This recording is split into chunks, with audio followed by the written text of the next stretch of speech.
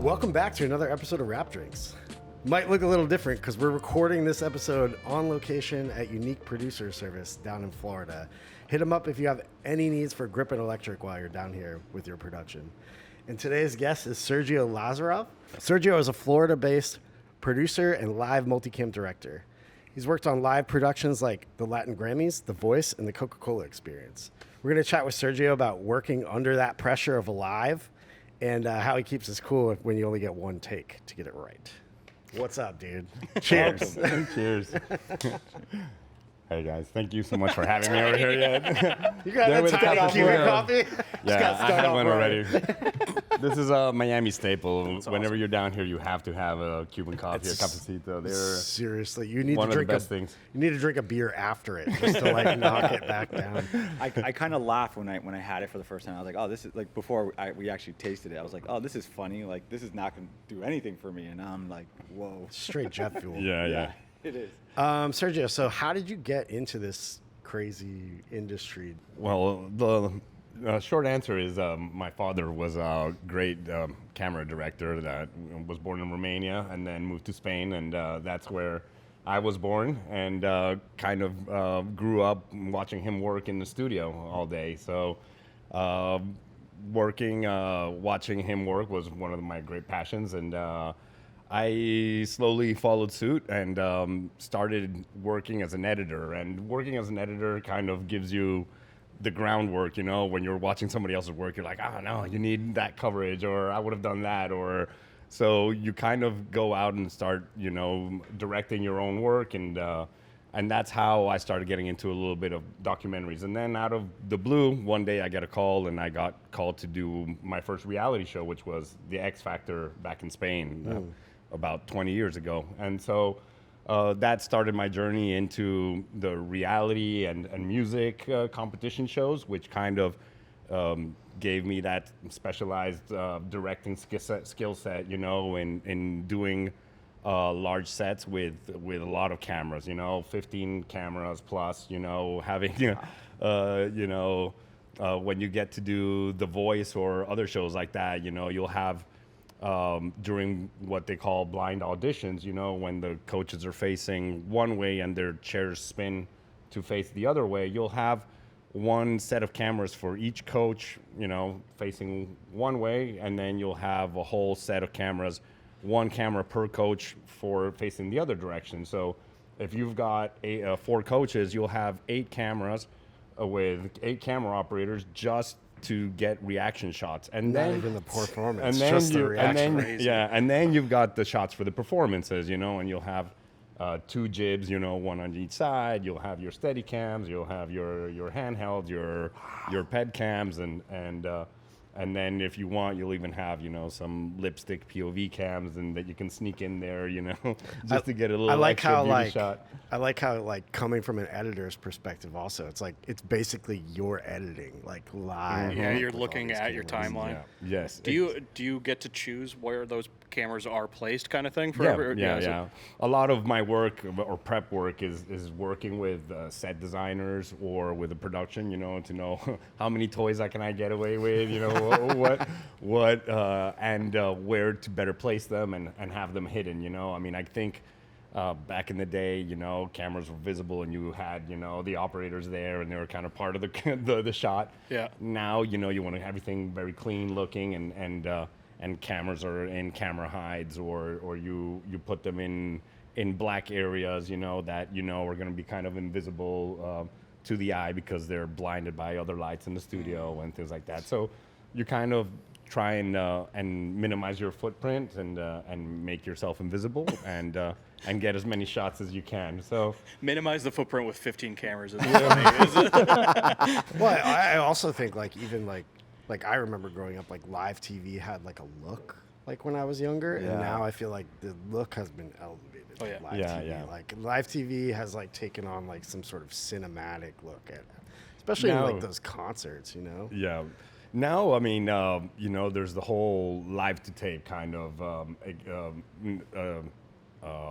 terminology in production, you know, because I think because the East Coast and West Coast has a time difference, you know, they started getting used to editing, live performances or live shows for the West Coast, trim down, make it cut down to time, or maybe something didn't sound right, and they just started tweaking it. And so now then they started saying, well, if we're editing it for the West Coast, why don't we edit it for the East Coast? So we'll just shoot it live a couple of hours before, and then we get to tweak it for East Coast and West Coast both at the same time. So that's where I think live to tape started, as a philosophy. Yeah. When we do shows live to tape, we definitely want to shoot them as live as possible, because you really want to get all the elements in and do it as live as possible. Because if you start, saying, well, I'll put it in the graphics later, or I'll put in the video packages later or stuff like that, then it starts just becoming a lot more editing and it's just editing. Yeah. You're saying you do different cuts for the East and the West Coast? Is that like because you know your audience? Are you actually changing things? Or I'm just talking in general, like when shows go live, like a late night show or one of these big shows. When we shoot live to tape shows for broadcast, we usually do that. Yeah, I mean. Just for timing and to make it perfect, we do it like shoot it in the morning or shoot it the night before, or depends on the show and things like that. Okay. But it's a common practice, in the industry. All the late night shows, are shot, Right. Like at the day 4 p.m., before, or something like that. So, but what really gets your heart thumping and pumping is when you do live, and that's a whole different experience. I mean, I've had the pleasure, as you mentioned in the intro, of working on different live shows recently, which are like live festival concerts.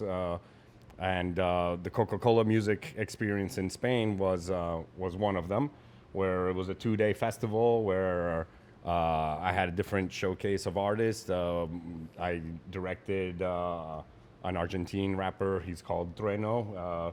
There was Lola Indigo, Maria Becerra, were different Spanish artists that were like one of the headliners there. And that was a super fun festival to direct because I had all the toys in the world. I had a Spider Cam, which is a 4-point... like a cable cam? Cable type cam, thing? yeah. Oh, Wow. It's controlled by 2 people, a pilot, quote unquote, and a camera operator that controls the gimbal and the zoom controls of the camera. And it's basically what they use in the NFL or on soccer stadiums that flies around the stadium and can drop down and do all those shots, overhead and things. So basically, I had a stage that was like a big, circle surrounded by audience, and then like another stage, Oh, and I cool. could fly from one stage to the other and circle an artist, do a 360s. Yeah. Whoa. And Were these ideas that you had already when you got there, or you just saw the camera and you're like, oh, I got some stuff for this? well, I was helping out. I was filling in the seat for a friend of mine that's a director that was unavailable to do this. So we worked together with the cam plots, and this was a camera system that they had already planned out. That's awesome. But that we had a rail cam, which was also a RoboCam that could be controlled remotely. I had another remote camera on a RoboCam with another remote operator. And then I had, my regular steady cams, my wireless cams, my ped cams, and So when you're directing all this, you're not just saying like go to this shot. You're also telling the operators kind of where to go, or is that Yes. 2 different jobs? Yeah, definitely. It's cutting the cameras and also telling the camera operators what kind of shots you want and how. So it's like I want to do a 360 shot, or I want to open up, or I want to drop down, That's or so cool. I want to pull, do a pullback shot. A lot is just getting creative with it, and for example, in a festival, you're maybe directing the main stage, the screens for the people there at the festival, and you're directing for the stream. Sometimes you're directing for both. So when you're directing for the people at the festival, you could be there 8-9 hours directing. So you'll try all sorts of things. You can get creative, and then you'll experiment. some things just happen magically in the live that you know, you're going with the flow, you're feeling the music, and you just like everything kind of comes together, like everybody's kind of synced up, like you're in a band, you know, like Right. the guy on the rail cam, you know, knows that, you know, this, you know, drum solo is gonna come in, and he'll come over the back of the drummer and grab him doing the break, you know, for the drum solo, and then the steady cam will come in right at the same time that the guy's gonna sing and do the high note, because he's feeling the high note come in, he'll go tight, you know, and wrap around the person, you know. So you kind of get into this flow where like the music tells you what kind of shot to have, you know. It's like you don't want to be tight on a close-up when somebody's not singing, you know, and not doing anything, or he, you know, his back goes to you, you know, because he turns around. So the second you read his body language, and you see his shoulders are going to turn away from you, and it's kind of like an instinct before he breaks away. You're kind of cutting over to the side of the stage where, you know, he's going to head over, or to a wide shot, or you feel like there's going to be like just feeling the music, you know, there's going to be a silence, so you go wide and you let it breathe, you know, and then you kind of like get into that groove where it's almost like playing an instrument, or being with a band, you know. And It's like that's very it's almost like intense. conducting. Yeah, it's like conducting. Yeah. But then like these camera operators, are these like people that you've worked with for forever, or are you guys, when you're traveling, you're just bringing in other camera operators? when you do a show like The Voice, and you're in a season, you get to work with the same camera operators for like a long time, and everybody gets into a groove and a sync, and they get to know you get to know them, and it's a lot easier, and you get to do things a lot more precise. For these last couple shows with the Latin Grammys, I've got to be honest that it's the first Latin Grammys that I directed in Seville in 2023. I flew in, and it was a completely brand new crew because it was in Spain. We took the whole Latin Grammy week production to Seville as part of like a cultural exchange, if you call it. You know, they partnered up with the Spanish government, with the Andalusian government, and they hosted us, and we took there all of the shows, the premiere, the broadcast, the leading ladies, the best new artists. So there was a slew of different events there that took place. I directed Person of the Year and Premiere. Person of the Year is a special event that they do every year, which honors one artist, and they have a tribute concert, which has all of guest artists that sing and perform the songs of that person that's being honored. So Nice. in 2023, my first year, we were honoring Laura Pausini. So it was a very special event for me, and we had Luis Fonsi, Carlos Vives, David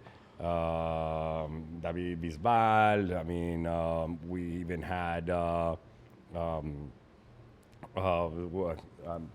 Andrea Bocelli, the opera singer, come and sing a song for Laura. So it was a very special concert. And then 2 days later, or the day after, better said, we did the premiere, which is the award show, which is streamed live in 90 countries or whatever, where we hand out all of the awards for most of the categories. And after, following the premiere event, is the telecast, which airs on Univision, which is the big kind of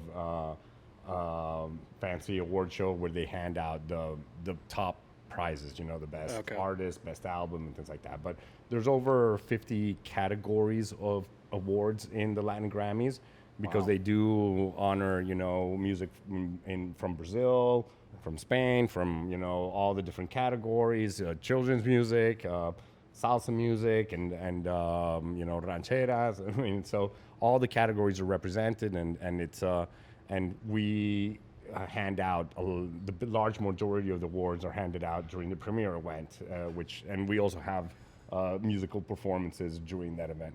Of the honorees that are performing. So it's a very special event as well, very intense, very demanding, and as I said, live, you don't get any second takes, and and the importance, of course, is that these are all Grammy nominated artists, which you have to be very respectful of their music, of their time, and the most important thing is for them to sound right, and the camera is you try to make it the least invasive, less intrusive. It's not the main like, priority. Yeah, it's like I'm not gonna have them repeat or It's not your vision, or stay longer for a rehearsal because I don't have the shots right. It's like when they're done with their musical rehearsal or when it's. Oh wow! So you have to like figure it out. Yes, I mean most of the time is getting the music right and. What's the rehearsal look like? Like, do they give? You can't rehearse a whole day.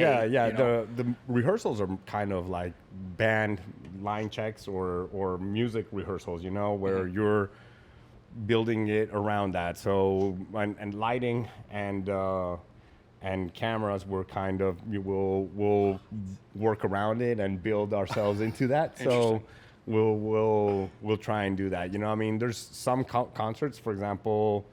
The Coca-Cola music experience that I did, where I was able to have a little bit of a camera rehearsal with the artist, with Lola Indigo, during her sound check, because she had large choreography, she had a lot of different set pieces and different video content, and so her creative team, came with me and walk me through a little bit of what their set would be, which was very helpful so that I would know, hey, this is going to happen. I'm going to have a choreography that I don't want to miss in this part.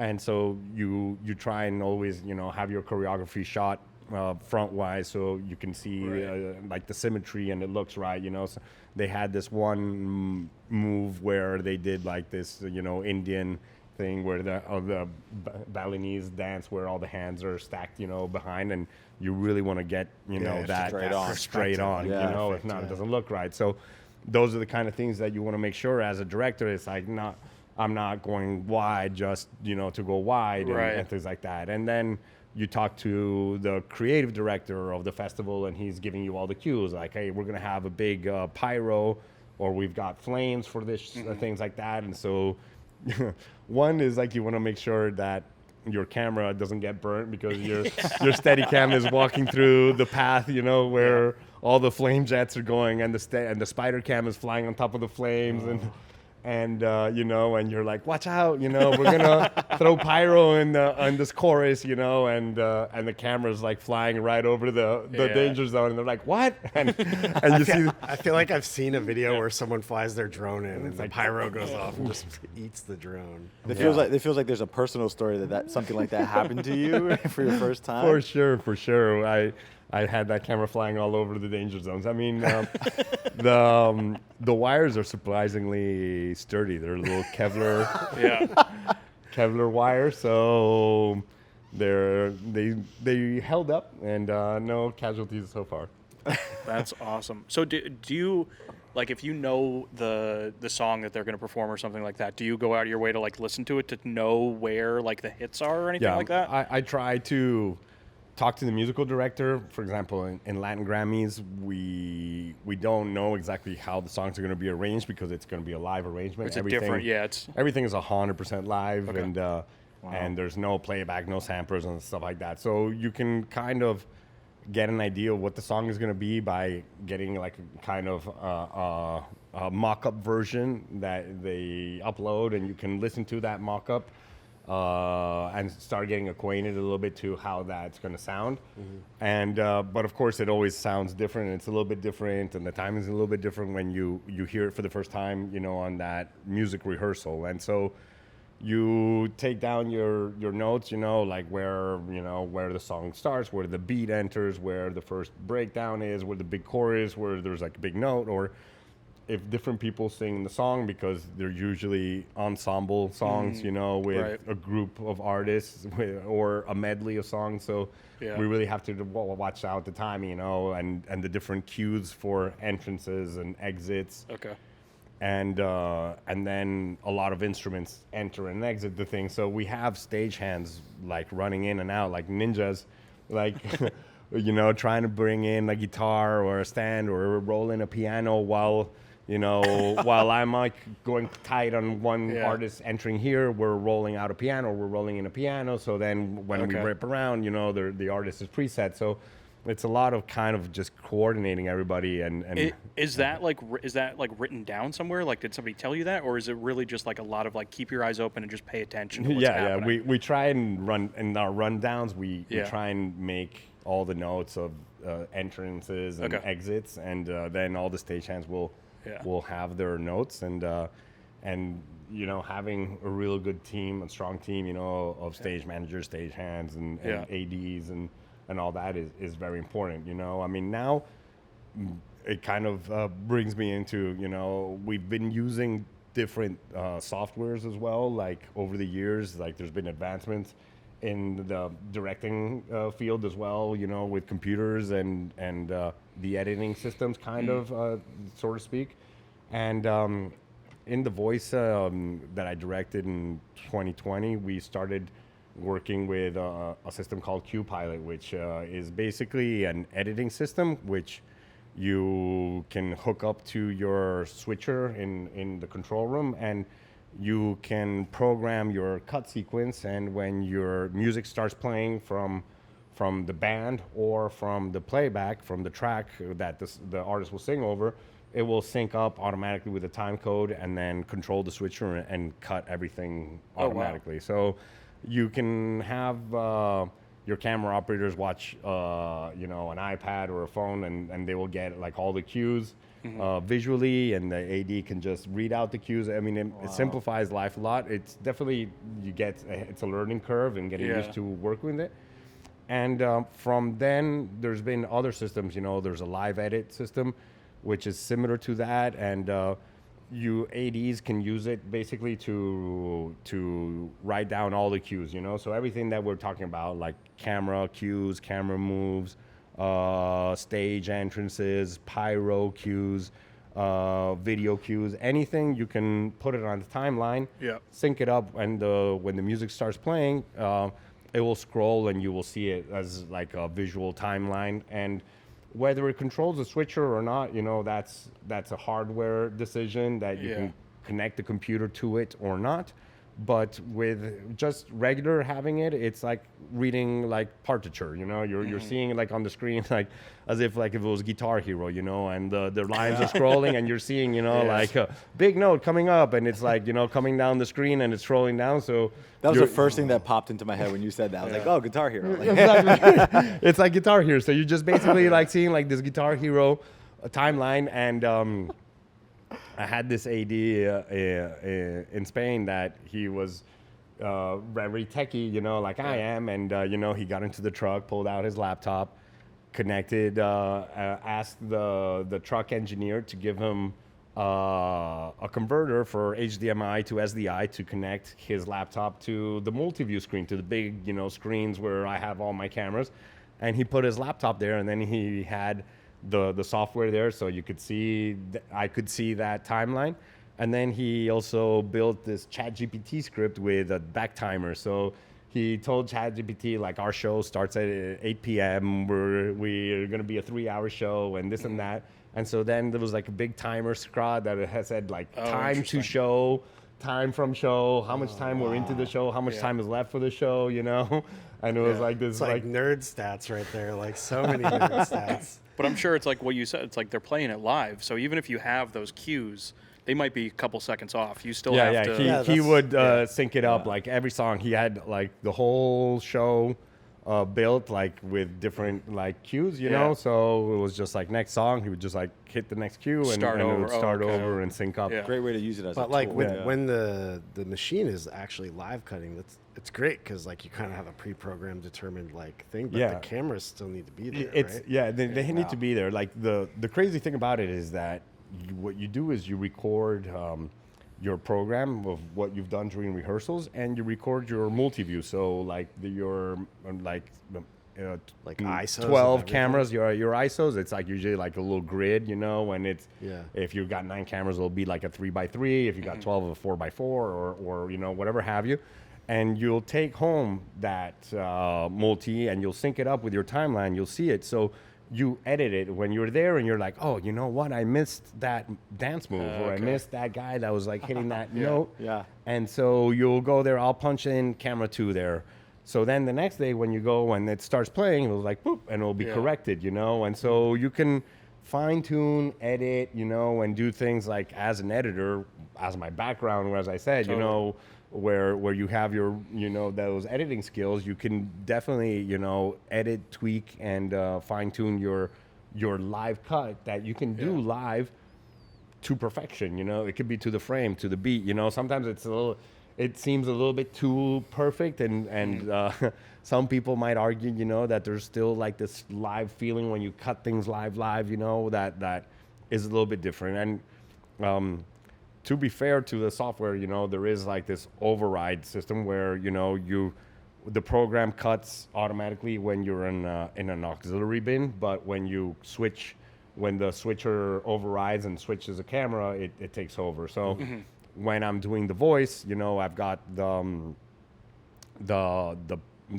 main cut, which is basically the performance, but I'm always on the lookout for reaction shots from the coaches. So they're singing and there's a great reaction shot, I'll override the system, you know, and punch in a camera. So that's somewhere where you can, like, you know, take control and take it off autopilot, you know, and punch in. But there definitely is, like, sometimes when you do something in rehearsals, you know, it's all programmed and it's all perfect, you know, but then you're doing it live and there's a special kind of energy, you know, and then you maybe feel it somewhere different, or you want to hang in on that, you know, close-up shot a little bit more, you know, just because there's more, you know, energy in that. So, I mean, it's software, it's great. It's there to help you, and definitely you can perfect things, and it'll make your life, you know, simpler if you've got 20 different performances and you want them all to be perfect and to come out the way that you rehearse them. And other times, you know, you can direct 8 hours on end in a festival, like, you know, I did in Coca-Cola, or I also did another hip hop festival, Rolling Loud, where I was there directing one of the stages, where you just, you know, you've never heard the artist, you've never heard the song before. Yeah, it's got to be harder. You Just kind of feel it. yeah, you just kind of feel it. You just kind of go with the flow at that point, you know, and That feeling had to take like a lot of time to get to. So like, what's that transition from when you were like editing to doing your first live? yeah, I mean, Like, did you follow someone? Did like someone mentor you through that process, or you? I did have like different mentors, as I mentioned, you know, during my time. Yeah. My father, after becoming a director, he also, you know, started a television channel in Spain. Cool. And so I watched different directors work, and the big shows that they used to do back in the day, which were, I don't know, I feel that they were special, you know, that they were different. Live TV was a little bit different back in the day, totally. you know. Yeah. and There there was was like more points of failure back in the day, for sure. Like, yeah, you know. but less like- cameras, yeah. right? Like, there's no way they were rocking like 20 cameras. Like, No, but think of it's like you got to think of the viewership too. It's like like, you know, now everybody's streaming, now everybody's online, everybody's jumping from channel to channel or watching like the reruns. But like back then, There was, like, 6 channels. everybody went to the channel because that's what there was. It was appointment viewing, you know. Yeah. It was, everybody would sit down and watch, you know, that one event. And I did learn a little bit watching one director, and then when I started doing the X Factor, they brought in an Italian director that did the live shows, and I watched him work. And then you kind of pick up a little bit here, there, and then you just get in the chair and you do your thing. And obviously, you're super nervous, and Yeah. there's like you're like a heart's beating a million an hour, and you kind of go with it, and you make little mistakes sometimes, and you chew yourself up on them. You're like, you know, it didn't come out, you know, 100% clean or the way that I wanted it.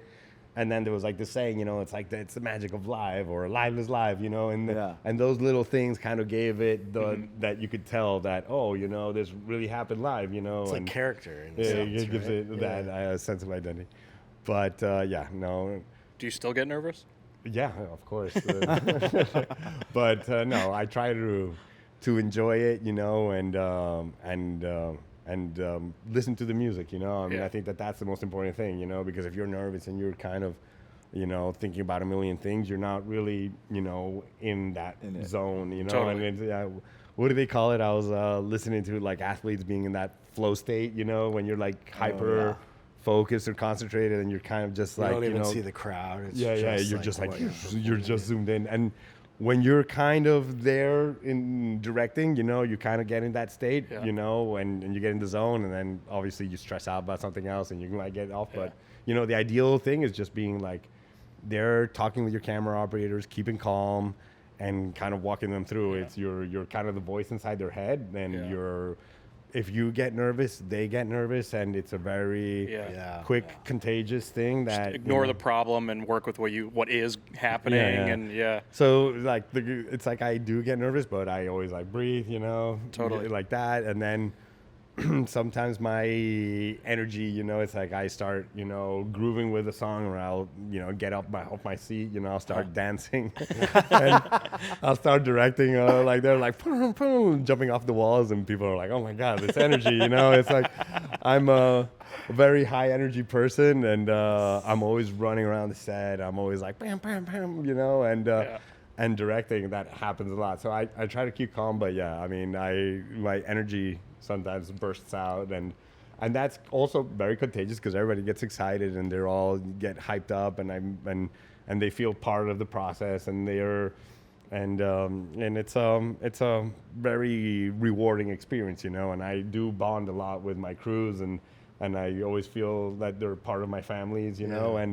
And even though I've worked with somebody only a couple days, you know, like these crews in Seville, you know, we'll immediately, you know, become friends, you know, and share Instagrams and keep in touch, you know. And some of these people, you know, I mean, you meet them once and you'll instantly bond, and you'll call them back and you'll look for them, and you'll start, you know, building that, you know, lifetime relationship. And I've been working with some of the same people, you know, for, you know, over 15 years, 20 years. And, you know, we kind of just keep in touch, and we try and work together whenever we can. And then when you do, you know, everything, you know, it's kind of like, you know, Yeah, I feel like telepathy. when you work with your people, it's probably so much easier. Yeah. Because like, just like building that like relationship so fast. Yeah. You know, like what happens like when the communication isn't going, like, do you just like have like a set of shots? You're like, okay, I just need like A, B, and C from you. Like, Just go wide. No. well, I'm saying, like, do you have like, is there like a like, you know, like this is what I need. I need this, this, and this. Like yeah. I mean, because you must have to have like fallback shots when you can't. Your safety is your close up, you know, which Yeah. is like usually it's my camera 1 or camera 2, you know. And the close-up's the safety. I would think it's the wide. Yeah, but no. The wide, you'll usually when you Wide's cut like to a your jib, wide, yeah, right? your steady cam is maybe coming in and out of the shot, or your Okay. jib is Oh, crossing so there the might shot be of the like too much wide. motion or something. Yeah, Okay, no, I see. there's it's maybe dirty, or like Okay. there's probably maybe a stagehand running in and Yeah. taking out a mic stand Okay. or things like that. You just have to be careful with your wide shots sometimes. But Okay, that kind of seems like to me that feels like the opposite of like what a studio production would be. Yeah. Because you know you get the wide master and then you go in for the key parts. It's like yeah. Well, there's a lot reverse. of difference too between like cinema production and TV production, right? Like, there's so much more control on the operator side of the camera in cinema, whereas like the operator in TV isn't changing anything. Isn't it all back in the truck, sort of like? Yeah, the engineering part. I mean, the camera control units and the camera shading, you know, is mainly done in the truck. I mean, I'd say who has it, you know, a little bit harder. I mean, our Steadicam operators that have to do sometimes, they're doing their own focus and zoom control. I mean that. Oh, really? Sometimes in the States, there's sometimes they have a focus puller that goes behind them, but in most TV broadcasts, sometimes the Steadicam will do their own focus pulling, and they have this little control on the Steadicam, and so they're running in, they're doing focus, they're doing zoom control, they're doing a little bit of everything, and is that just like a reliability thing because like the wireless signals get so messed up or? just how it is. Yeah, it's just how it is, you know, and they're really good at it, you know. Yeah. And it's a specialized thing. Well, But it's also the same thing, right? Like that focus, that person who's pulling focus has to be in sync with that operator. And Yeah. it's like if they're out of sync, it might just be easier for the operator to just. Yeah. and then you have to also, you know, talk a lot with, you know, your lighting director or board operators. Sometimes, you know, I speak with them, you know, when you want to, like, you know, have a big cue, you know, or a big moment, you'll have like a light sweep, or you'll have, you know, some moment you want to start, you know, backlit, or you finish with a certain shot, you know, and so you'll kind of frame it a certain way, or when you're doing like a Steadicam reverse shot, sometimes when you have the backlight, you'll have shadows of the Steadicam operator on the singer, so you'll coordinate your Steadicam moves with the lighting director, so that you can kill your spotlights or kill your prompter, shadows and you know, and things like that, so you can do clean wraparounds, and so that's when you really when you're That's cool. yeah, Yeah. when you're in communication with like your whole team, you know, Yeah. and you can talk with the different departments, and that's when it all kind of like comes together, you know. I mean, it's not just like one, but you Totally. are as I said, you know, I mean, a little bit of a conductor, you know, where you're kind of like queuing in, and now the violins come in, and now the Yeah. cellos, you know, and now this and that. So I mean, it's the Steadicam and the jibs and the pyro and the screens and the lights. Are there any moments where you have like everything planned out, scripted, and then you just feel this magic of something happening, and you're just like, screw it, we got to throw it all away and go with your gut? I mean, that happens to me all the time, you know. I mean, a lot of the times I rehearse things, I make my notes, I plan something, and then comes the day of the show, and the adrenaline just takes over, the magic of the show, and you totally go off script, you know. I mean, my ADs, a lot of the times, you know, they go a little crazy, you know. You're like, oh, you had this planned out, and then something else happens, but. You know, I mean, the show must go on, and I think that there's like another side to that story, which is like when unexpected things happen that you don't plan for that do happen, you know, and sometimes, you know, there's things in life, you know, where you have unforeseen things that happen, you know, you go dark, or you have, you know, a mishap. I think that one of the most memorable ones that I had was in 2011, I think it was. I was show running the X Factor in Romania, and a friend of mine was, you know, doing the camera directing, and we had some pyro go off inside the studio, and during the rehearsals, they had been doing like a smaller charge, you know, as not to waste a lot of, you know, of the pyro. And the day of the show, they decided, you know, we'll go all in and give them a big blast. And the blast was so big that, you know, the flames, or the pyrotechnic blast reached the truss section that we had, and we had wrapped all of our truss in black duvetine because we didn't want the truss to be visible, because we wanted it all very clean. So it caught fire basically, and all the truss sections started burning, and drapes started falling, you know, on the stage, and the whole stage filled with smoke, and we came in with the fire extinguishers, and all the CO2, the smoke, I mean, everything was a mess, you know, and I was just like, cut to commercial. Wow. And it was at the end of the song. It was the big finale. It was like on the big note, and it was like, you know, and the pyro was the big, you know, thing of the finale. So the smoke and everything, you know, it just looked like it was part of the numbers. So, you know, we went to commercial, and it was like, oh my God, just what happened, you know? Can we go back live? And so I think we had like a 4 or 5 minute ad break scheduled. You know, you try and wipe down the cameras. The cameras were like foggy and had like, you know, soot from the fire extinguisher. The stage was all full of like white foam, you know, and we just had a fire in the set, you know. I mean, everybody was like, what just happened, you know? And you're just trying to regroup, and it's like, can we go live? Can we go back? Yeah. And we needed a couple of minutes. It was like, give us a couple, you know, ads more. The station put like 1 or 2 more station promos, and boom, we went back on live 6 minutes later, you know, after like nothing happened. That's correct, because like that stuff's flame retardant for real. Like that pyro Yeah. must have been huge. Wow. Yeah, like I'm not flame retardant. Yeah. Man, like what That's a recovery. crazy. So yeah, so that kind of like builds your nerves and sets a tone for things that can happen later on. Just last year, shooting here in Miami, we were at the convention center doing the Latin Grammy Awards, and we were doing the live show, and boom, the power went out. And we were left dark, and now we're in the truck, and we're like, is this us? Is this the studio? Is it just, you have no idea. Usually you have redundancy in these systems. Like when I do live shows, you try and have generator, and you have generator backups. But because of the nature of the venue and because of where we weren't allowed to bring in our generators, and we had to go to city power. So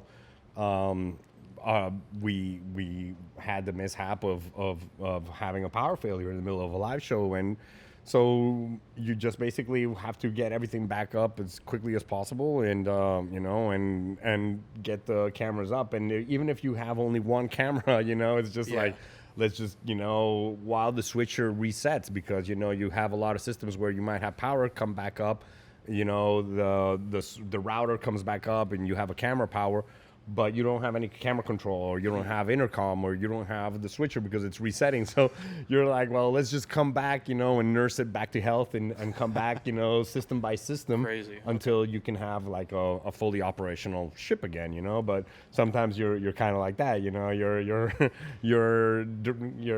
at the helm without a rudder, or Right. or. But it's like, that's the thing. Like, nobody can blame a power outage on you. So all you can do is keep doing your job. Like, that, or you hope that it comes back, but Well, that's somebody else's problem. You're like, building that's, the- The captain is the last one that goes down with the ship, So I mean, Yeah. if anything goes down, you have to keep calm, and you have to, keep everybody, working and trying to come back, together as best you can. It's like you're rebuilding the boat as you're in the ocean. Yeah, I mean, from the technical side, I mean, I'm sure that there's many layers to that, from the engineering and the electricians and everybody, getting that. Good reason to never go back to that venue, though, because it's like, that's the thing. If they don't allow you to bring your redundancies and then it fails, like, that you proved why you need those things. So Yeah.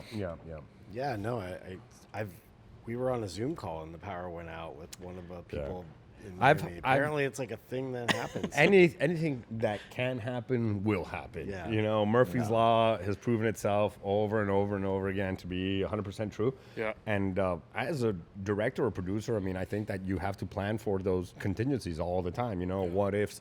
But, I mean, I've had a generator set on fire, It's like, What? Yes. They put the wrong gas in it, or just like you just overworked that it? wouldn't happen. Yeah. You have to produce more internationally. Oh, I don't want to name names, No, it's fine. I kind of know what you're saying. Like when the generator rolls up and you're like, I don't know about that thing. It's like, no, it's great. Just give it a hit. It's from the 40s. It's the only one in the like Is four that 4 mile certified? yeah, it works just fine. Do you have to like think about that kind of like you said, like going to Romania or going to Spain or going to Miami? Like, are there things that you like? Okay, I know I'm traveling here. I have to bring this. Yeah, Like- I mean, I do try and bring in some, my trusted, I mean, like special forces, sometimes, my whenever you can have, some people that you've worked with, that makes it a lot easier, and there's certain people that I've dragged around the world with me on certain occasions, and a good friend of mine, Santiago, he'll be probably watching this. He's been with me in Spain, in Romania, in the United States, in Mexico. We've been in Panama. We've been, different places like that, where we kind of like that. Also, a lighting director, Miguel, I've worked with him also in Spain, and we've worked in Vegas. We've worked in, Seville and stuff like that. So sometimes, your lighting directors, your ADs, or, your post as well, you kind of like work with the same editors and things like that, but they're when you can have like your your jib operator, your steady cams, your like that, your camera operators, and you can get everybody that's that's the ideal scenario. Yeah, that like takes it to the next level. I feel. Yeah. Yeah. That's awesome. We'll have to ask those two guys which place they never want to go back And to. what is like so in like the live role, because you referenced like the AD, like what is like the AD's role? Is it just keeping you on time, or are they doing more than that?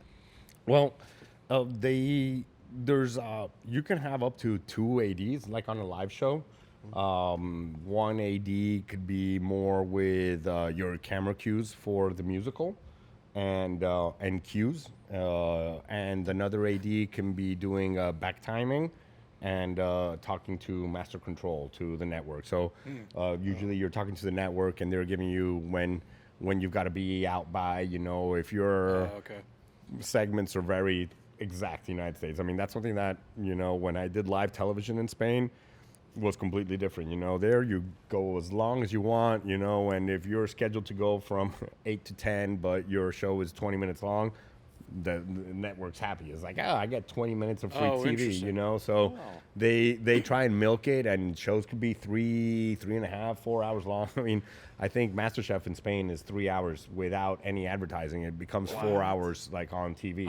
Do the ads change from country to country too? Like, are there like scheduled breaks you have to hit? Or? I think because of European Union law, I think it's like 12 minutes max per hour, but they try to really maximize that. And then I think they have in-show promotions or sponsorships, which also become like kind of like advertising. But the shows are really long in Europe, and they kind of have more flexibility in terms of like hours and that kind of ad breaks. They kind of play off other networks.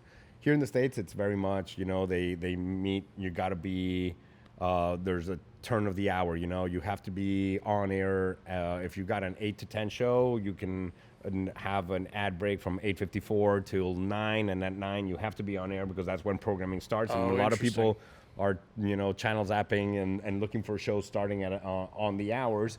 You want to be on air and not during like a 5 or 6 minute ad break, and come back at 9:07. So usually they're very strict on how you have to meet your segment. So usually the show producers will come up with these segments together with the network, and they'll give you what is the clock, like you've got a 7 segment, you got to be in and out, in and out. And so you're running a show, trying to keep like all the timings to date, and you've got to be very exact with that kind of, timing. Does it ever happen where just like, if you run over, they just cut it? It's kind of like, you adjust your rundown. You might have a song and then comments from a coach, but you've run long, so it's like the song finishes, we're going straight to ads, and then we'll come back with comments, but you'll come back with a shortened comments, like instead of having the 3 coaches comment, maybe 2, we'll say, and then one will do a quick thing like that. You'll kind of have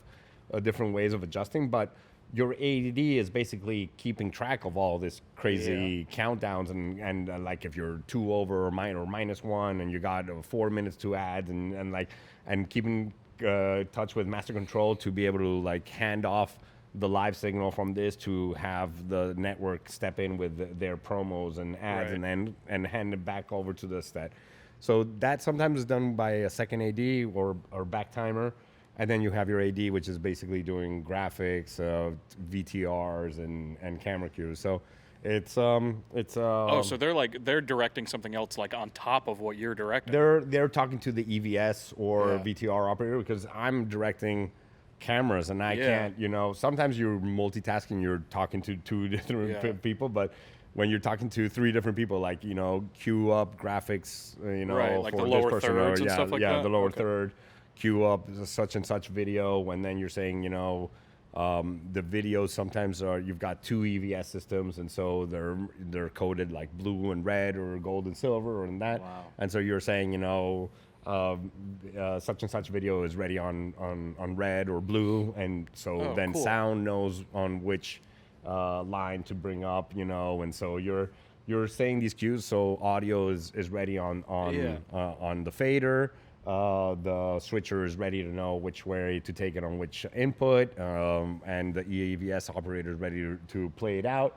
And all these things are being called out while you're, That's wild. So that, finishing up like- or directing. So it's like air traffic controllers, you know. Yeah. It's so much like an air traffic. But Yeah, so, yeah, it's like, like one it- person's talking, another person's talking, and it's like that. And you try and keep the chatter almost to a minimum because when you're talking a lot or like that, there's too much chatter. Yeah. It becomes a little bit overwhelming. So the more calm, relaxed, and like that.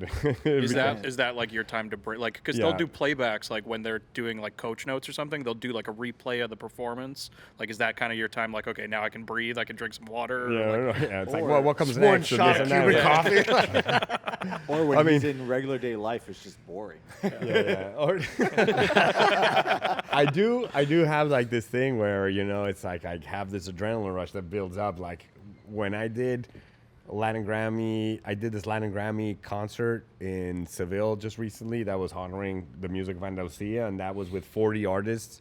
We had 2-3 day rehearsal, and then the show that was a live concert, and so it was in front of a live audience that we, like a concert.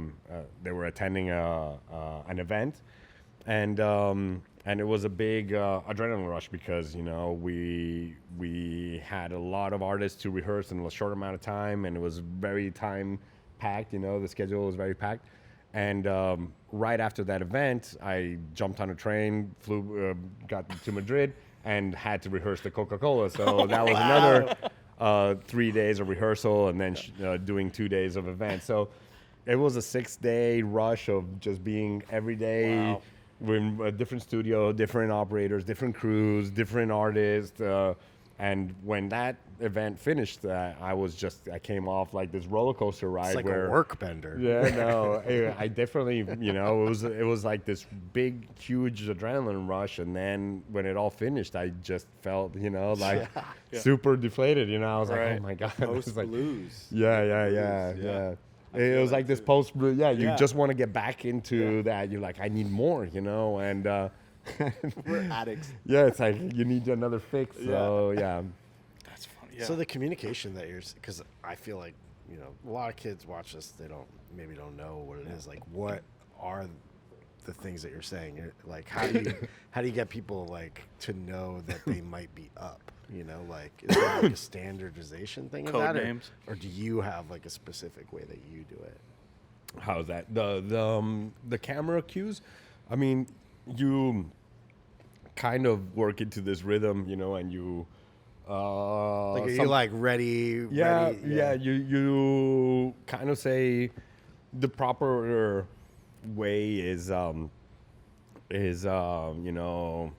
ready on 2, take 2, and if you wanna do a dissolve, you say set 2, and then you say take, and then that to TD would be like preset into 2, and then you dissolve into it, and then when you just say set take, the TD knows to take the dissolve. That's like the correct way. But when you get into your own groove, you kind of do it your own way, and Just yell, take 2, take 2. I'll be like, dissolve. And what I like to do is I like to play with empty space, and dissolve left and right, and have framing and stuff like that. So a lot of my directing will be, camera 2 frame left, or camera 4 frame right, so that I could do my cross dissolves, They're like so, singing at each other. Yeah, kind of they're thing. singing at each other, and then like Brian De Palma. Shit. yeah. So yeah, you have like the close up here, and they're all profile on the side of the stage, and then you got the wide shot here, and then you got the full body. You can Yeah. kind of like dissolve in and dissolve out, and you kind of do that. So you'll do that, or I'll be. Another thing that I like to do is focus out the cameras, and then come in on a dissolve on the focus in, So Oh, cool. I'll tell the camera, 1 focus out, and then 3 dissolve in, and so I'll be the focus in and the dissolve at the same time, Yeah. and so you kind of get into that thing, and then sometimes you're like set 2, take 2, ready on 3, take 3. But if you see something and you say 4, then the TD knows that's like take it on this, boom, 4. Yeah. So it's how you say it and your energy as well, that you kind of get into that groove. So you can very much script it out, and talk it through. It's like we're ready, 2 pushing in, 3 on a 2 shot, 1 on her, 2 on the band, 3, give me the guitar solo, and you give them different directions, like of what you want, not only the time of shot, or who to follow.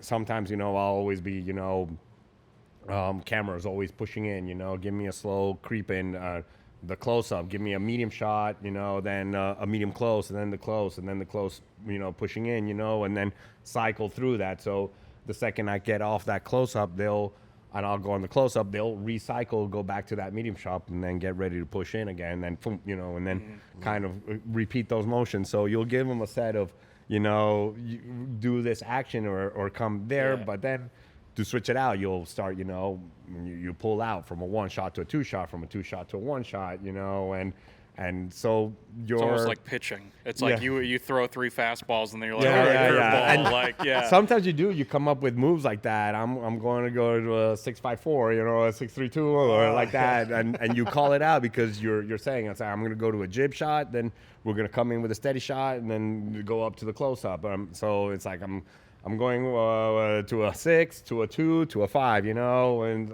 so you call that.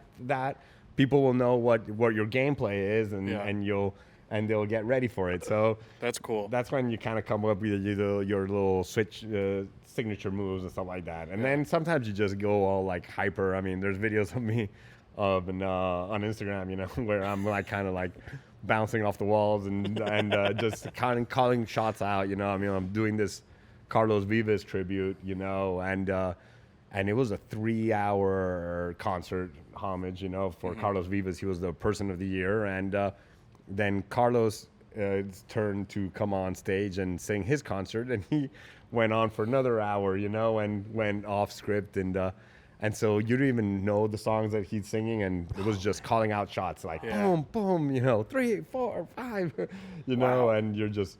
And you're going 3 hours at that pace, like no breaks. Yes. That's like what happens if you have a sore throat? Like, that's what you do. You become like you start losing your voice, and you start becoming like that. You start talking like that. And do you have any like mantras or like rituals you do before you start? Like anything to hype yourself up to get into it? Yeah, I mean, I definitely like to walk the empty stage, and get a feel for it myself. It's kind of like, walking the field, Right. and seeing the empty bleachers or the empty stage, and I just kind of like walk, the ropes, like. If I'm here, that's the camera. If I'm there, that's the camera. I've got the camera there. I got that, and I kind of just like run myself through everything, and run the numbers in your head, because you start to think in camera numbers, and becomes like an instinct, and I sometimes you set your cameras in the same spots, like my stage right or camera left, will be like camera 3, and then I'll have my like camera 4 or camera 5, on the other side. So when they look one way, I already know it's 3, and they look 5, it's 5, and so you don't have to really think about, what that. You just kind of like you see the stage in your head, and you think in numbers or cameras, and so it becomes a little bit of an instinct. And it was a little bit strange when I did the Coca-Cola music coming from the Latin Grammys, because J Balvin's team wanted the cameras set up the different way. Their close-up was on cameras 1 instead of camera 2, and my wide shot is usually on camera 1. Okay. So I was used to calling out camera 2 for the close-up, and then I was there on the stage, and I had to rewire my brain to think another way, because instinctually you were there and you were calling out camera 2 because you wanted a close-up, but that was the wide shot. You're like, oh. I was going to ask if you label them a certain way, because it's even like walkie channels, like going to New York, grip is on a different channel than they are in Boston or something like that. So it's like, you start wide and kind of work your way into close-up with your numbers, or is it? I usually will name them like clockwise, you know. So Okay. I'll start, you know, maybe like front of house, you know, will be Okay. my 12 o'clock, you know. Yeah. And then I'll work myself around the circle and cool. Okay. work like that. But then I'll also sometimes arrange my cameras differently on the multi-view, you know, and I'll drive the engineers insane.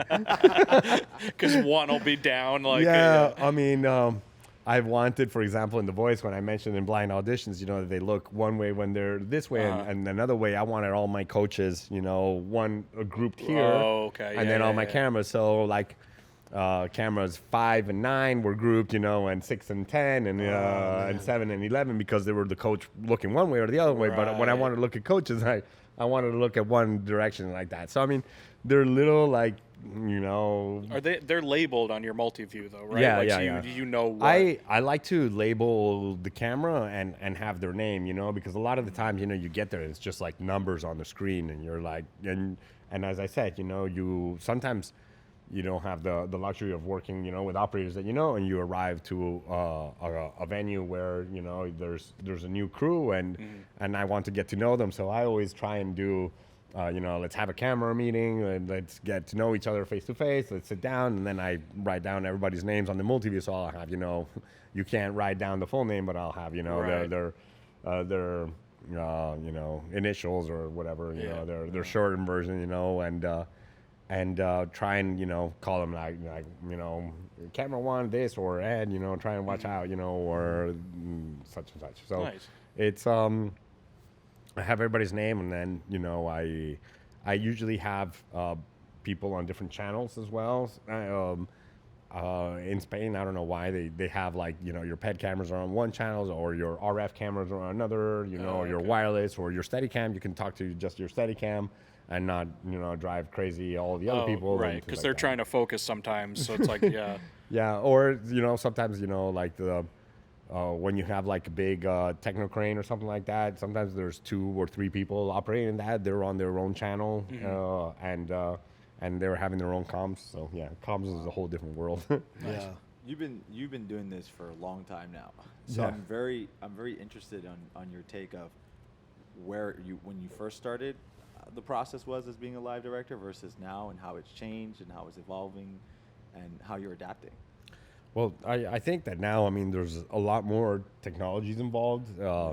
So you definitely have a lot more options, and making a memorable live event. I mean, I think that I still have a ways, you know, I still have a lot more that I want to achieve, you know, and I think that a lot of it has to do, you know, with taking advantage of the screens, and if you're doing a live event, and how you take advantage of the screens. And a lot of now is done with disguise with the D3 and or the different systems that manage, you know, your cameras. So you can have, you know, your cameras with visual effects and treated, and so you can have different signals going to different screens, and doing like that. So, for example, in the Latin Grammys, you know, when you're doing a show that has you're doing an honoree, you want to see the reaction of that honoree, or you have a special guest artist, so you'll have maybe one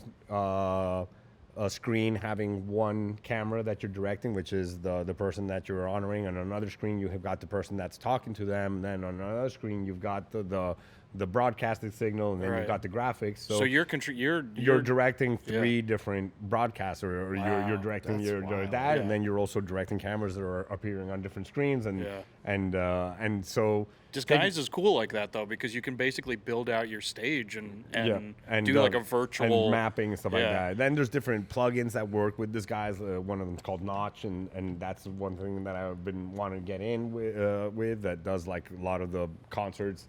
They do a lot of video effects like that that I've been seeing, but just like screen management, the Barco E2 or the E3, the D3, and other software like that is making things like that. And then the screen resolution has been amazing, so you can get, you know, really immersive sets. I mean, before, sets were really, you know, a lot of construction, lights, wood, big structures, and they were very expensive and consuming to build. Now you know, a lot of the sets are big wraparound screens or a huge screen that can lift and stuff like that. And so a lot of it is the content that you can build and then how you direct it. So working also together with content creators, you can create some really cool things. I was not directing. Content creator different than Yeah. Okay. I was like 3D video Yeah, content yeah, creators. yeah, Like yeah. actual visuals for the stage Yeah. you're talking Yeah, about. Yeah. They Not us. Yeah.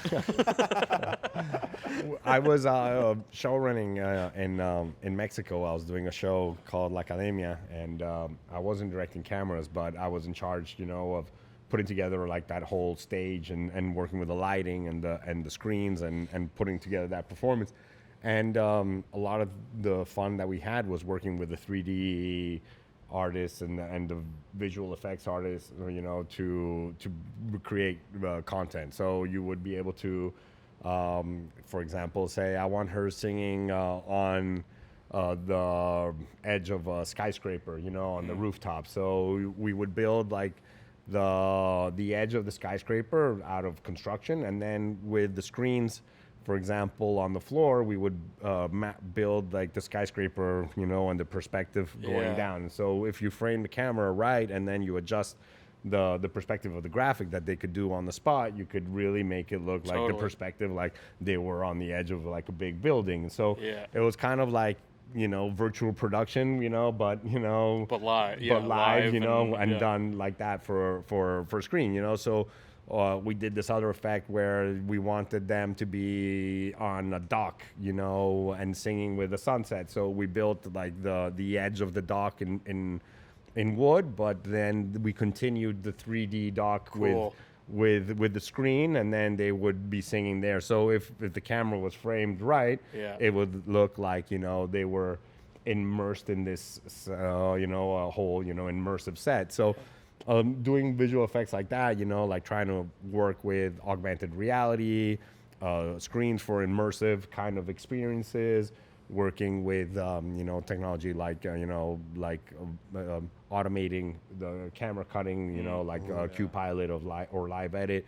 You can get things like really precise. I mean, there's some things in Eurovision you can watch, you know, all of their performances are done with QPilot, and it's all very crazy, super precise camera cuts, and like, you know, I feel like they very practice fast. every single one of those things like days in advance, like Months. when you see like the Steadicam operator like dancing with the performer, you're like, that's a different level. Yeah. You saw that one with the Segway where he gets off the Segway, he comes in, and then jumps off the Segway, runs. Yeah, I mean, all that stuff is done, you know, when you have it very rehearsed. You can't really do that, you know, if it's not programmed and rehearsed, because of all, you know, everybody might trip over each other. Exactly. But when you have that level of, you know, I mean, when you have that level of programming, you know, whether it be programming on the screens and it's all kind of time code based. Now music has, you know, Simteak time code, and you get the time code track that comes out of the music truck. You feed it to the different systems. So usually the lighting board, you know, would get the time code from the music, and then you can have time coded lighting cues, and that was, you know, when you would have the boom boom boom and all the lights would come on sync. That, you know, started becoming the norm. And then you took that time code and you fed it to video, and then video started getting time coded synced, you know, and then you would have the screens, you know, with messages or video things be synced up at the same time with those lighting cues. And then the third and last evolution on that link was time coding and syncing your switcher to that. So that's the Live Edit or QPilot. So when you have everything kind of like synced up and on that same time code, which is all feeding off that music track, everything kind of like syncs up. And so as a director, you're kind of been going with that level of precision. You know, before it was just kind of like an operator and it was just like, I'm gonna put Q1, Q2. Now it's becoming more, everybody's synced up, everybody's kind of like collaborating and putting that show together, because the frustration for a lighting director is like, I've been programming all these lighting cues and all this lighting sweep, and then the director is on a close-up, you know, and you're like, You don't see anything. Yeah. you missed it, you know. It's Yeah. like, and that's super frustrating, you know. Well, the audience still got to see it. Like that's the thing. Like you said, well, But yeah, but you it's said like you're 200 directing- people or 300 you're people. directing and two different things. You're kind you're, of, you're like, direct.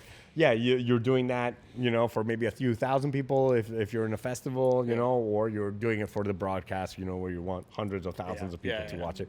So you're kind of in those two things, you know, and then also, you know, the choreographers, you know, they might put a lot of time into a choreography and they have a big power lift move, you know, or a beautiful thing that you're either not seeing symmetrical front-wise where it's supposed to be seen, or you're on another shot where you're missing this move. So you try and work together, you know, whether it's lighting, whether it's design props, whether it's graphics, screens, whether it's that, everybody working together, you know, to put together the performance. So it's changed in that, you know, that now you're not just going, you know, when cutting cameras, you know, live to whatever you're seeing, you know, Right. the job of the work of a camera director, you know, is more putting together a show and making everybody shine and everybody kind of putting together what's in the vision of the creative director or the executive producer or the showrunner or whoever has come up with the concept, you know. I mean, and sometimes those concepts come together, you know. I mean, we do a dry blocking day where it's kind of our quiet day where we go into the studio. We don't have camera operators. We don't have like the full crew. And so there's not that pressure of like you have 100 people on the clock Right. waiting and everybody like that. It's usually just like, you know, the music team or the choreographer or the director there.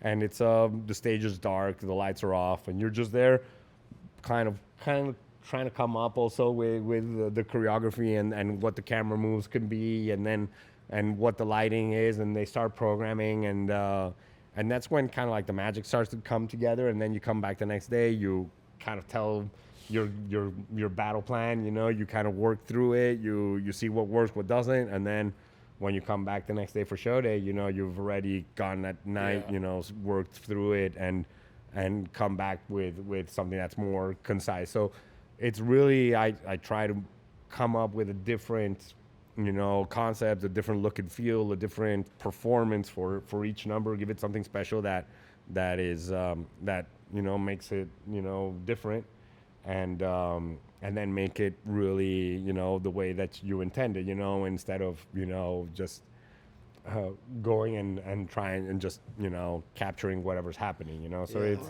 so you're trying to really craft a performance. Yeah, Yeah. and I feel like as an outsider, you know, you're looking at this and most people just think you're just cutting to action.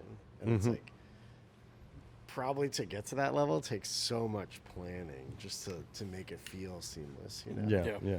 Because, yeah, that's awesome, man. I want to talk about, like, your documentary and your reality show side, because it feels like that must have helped lead to like this live performance side. So like, what did you learn like about that world that is somewhat different or informed this like live performance world that you're in? Well, I mean, I've directed a little bit of all different kind of genres. I mean, we've been speaking a lot about music, multi-camera, but I've done cooking shows, you know, where, you know, you have cameras on each, you know, contestant, and you're kind of, you know, following the action where it goes. I've done the Spanish version of The Apprentice, you know. I've directed, I was a showrunner of a hip-hop competition show, you know, so I've done a little bit of everything. I mean, and every genre or every type of show kind of teaches you something different. I mean, I think that reality shows, I mean, also Big Brother as a producer, you know, is a whole different kind of show where you just kind of like technically try and put as many cameras and control and the engineering side of it, you know. So reality shows sometimes teach you a different skill set, you know, of being able to work, you know, being a fly on the wall, you know, being invisible, how to be not very intrusive, how to let the people show their emotion, you know, because it's a lot about, you know, having emotion. And when you're, for example, yelling like, ready, everybody, camera, cut, silence on set, like that, it's very, like, for somebody that's there, like, it's very intimidating, and sometimes it's doesn't lead for them to be very natural. So sometimes you're kind of rolling like, hey, we're here, and like that, and you're just kind of like rolling, just like a little, like that. It's just kind of like the energy on set, you kind of like watch it, because the more relaxed somebody is and the more at ease they are, the more they'll feel at home, and the more natural and the better the performance will be. So, you kind of learn that from reality TV or from like that, reading the room, just being, a fly on the wall, or just being like one with somebody, just to make it more natural. I mean, a lot of the times as a director, you're in a truck somewhere, that's in a parking lot, out in the back of the studio, and you come out for air on breaks and stuff like that. But I mean, I really do like to, go on set, watch the performance on set once, feel it, see it, understand the performance from the audience point of view, and then go into the truck and then capture it from with the cameras, But you kind of try and do that, just like, feel it, see it, and then go and capture it. When you were doing like those reality shows, are those like shot live to tape as well, and you're like switching them, or are they more shot like ISOs and then they edit them? I mean, I've done all sorts of reality shows. I mean, I think that I did this one reality show which was called Farmer Wants a Wife, which was Farmer Wants a Wife. Yeah. It was a great classic in my career, and it was literally taking women that wanted to meet potential future husbands, and there was like a dating show where they would go out and live on a farm for 2 weeks. And do all the chores and all the work with the farmer. So we, having it being Spain, we had a very diverse geography, and we had cattle farmers in the south that were raising bulls for bullfighting, and then we had goat farmer people that were making goat cheese in the north of Spain, and then we had everybody spread out, and I had different camera crews embedded in the different farms around the world in Spain, and I would travel around and shoot all the big events, and then shoot with the host all the interviews, and it was quite the experience, So I mean, there's been reality shows like that. I've done The Apprentice, where we would take executives around, and we took them from Madrid to Istanbul and took them on a wild on a treasure hunt, where they had to go around the city and find and solve clues and things like that. So sometimes your reality shows are kind of like an expedition, and you're like this little guerrilla commandos, where you've got they spread out and they run around the city, and they try and just catch up and follow the action, So there's that kind of reality show, and then there's a more controlled, studio environment reality show, like a cooking show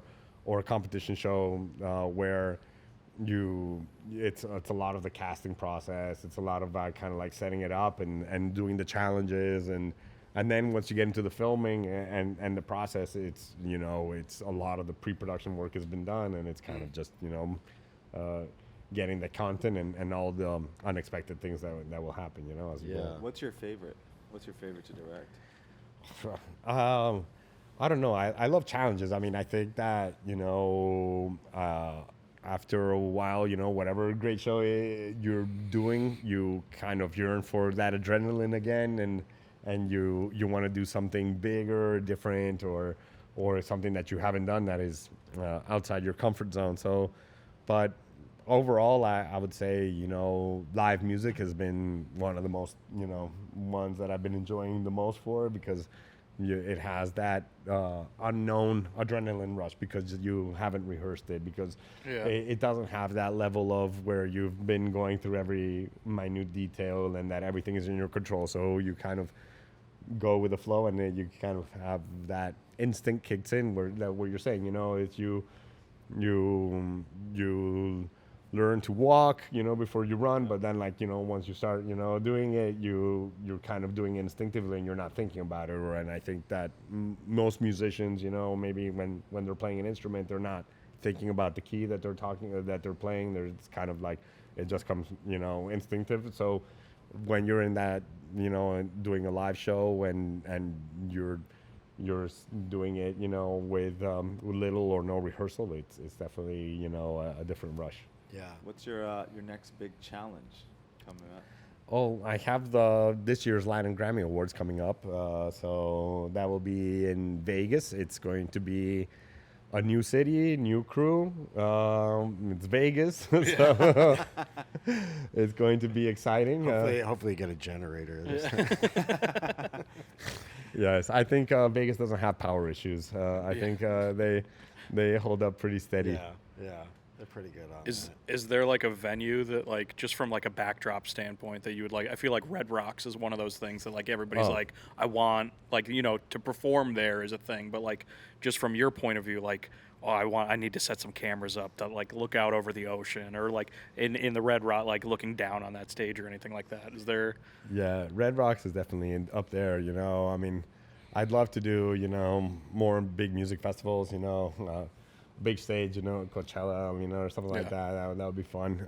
But definitely, I mean, I think a big award shows are definitely in my list, because they do have some of the top artists you get to work with, and it's working alongside some of the people that you've been, looking up to your whole life, or you've been listening to their music, and being able to work with them is definitely a big honor. So I mean, that's kind of like the perks of the job. You get to work with some really great people, and that's really fun. Are you gonna try any new things in Vegas?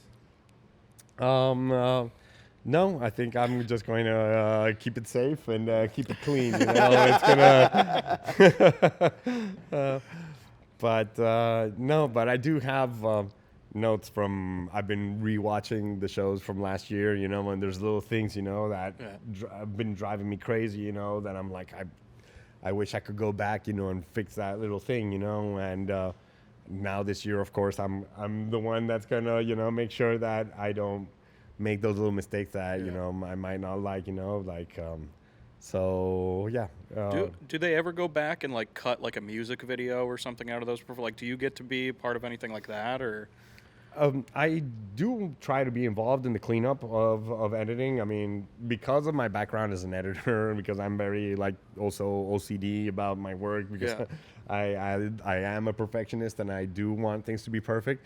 I usually want to be involved in the process of the editing if there's an editing involved. Yeah. And I either sit down with the editor, or I maybe do it myself, or I do that little cleanup, or, I mean, there's little things, that we said, it's like, the magic of live, where there's that little mistake, but if I could go back and clean it up and make it perfect, I'll maybe tweak it, Right. But I still feel that you're still directing, because I mean the cameras were there in the right place, and it's just that little human error that you're tweaking up, but that was the intention. It's not like you're recutting or making a new performance. And a lot of the times when you go back and you try and edit something that you've shot live, it's not like all the cameras are giving you a perfect shot all the time. A lot of the times they're prepping a shot, they're moving, they're looking, they're positioning, or they're reframing, or when they know that they're not on air, they're kind of adjusting and they're tweaking. So it's kind of like you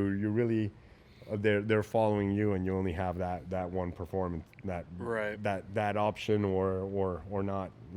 Yeah, it's it's that thing. It's like you only notice it if you messed up, and it's like the goal is to always like have them not notice. But there was that. There was just recently, I mean, I remember like a couple of years ago, there was the Oscar for best editing, because there wasn't any, because nobody really paid attention to editing, because it was kind of like that invisible art that you only notice a bad edit, you don't notice a good edit. So it's like sound. You only notice bad sound. You don't notice when the sound is good. That imposter syndrome, I feel like, never leaves you. Yeah. Also, if you're not feeling that, maybe you're not challenging yourself. Yeah. That's true. Or your too, ego is just fucking huge. Or your ego's fucking You're just an asshole. I think it's like the less you know, the more you think you know, and so then like when you become more of a perfectionist, it's like Dude, I it's tell like, people the Dunning-Kruger effect or something yeah. It's like you know a little bit, so you and you think your confidence you're is up. like, Yeah. boom, I'm the best, you I know, tell and people- you've got yeah. no idea, you know, and then the more professional you become and like that, you start banging yourself on the head. You're like, that wasn't the perfect zoom, and like there was like this headroom, you know, and you start like beating yourself up on like stupid shit, you know. When you know how much you don't know. yeah. That's like no, but that's it. It's like when you you just get into it and you're like, this is easy, and then you're like, I have so much to learn, and your confidence just falls off. It's like if like what would I love to do? I would love to do a halftime show, you know, like Hell yeah. a Super Bowl halftime show. I mean, I think that's like That's the kind of peak- like the peak peak pinnacle, yeah. you know, Right. of like You have 7 minutes. Go. boom, Like, you know, yeah. and that is so cute on time and stuff like that. I mean, and it's And huge. it's like not even like one like how they're doing them. It's not even one performance. It's like a blend of Right. like the artist career. yeah. It's like this whole medley. Yeah. Of things But it's like also like that. I mean, this is a random question. You might not have an answer for it, but like, after doing what you've done, what even is what would be the next stepping point to get to that? You know, it's like, what else do you have to do to prove yourself to get that kind of show? You know, you just have to meet the right person. Yeah. I think you just have to will it into the universe. Yeah. You know, you got to manifest it. You know, I mean, I think that it is. We're putting it out there. We're You putting it kind out of have to believe it because I was a little bit in that spot. You know, where I was willing and I wanted.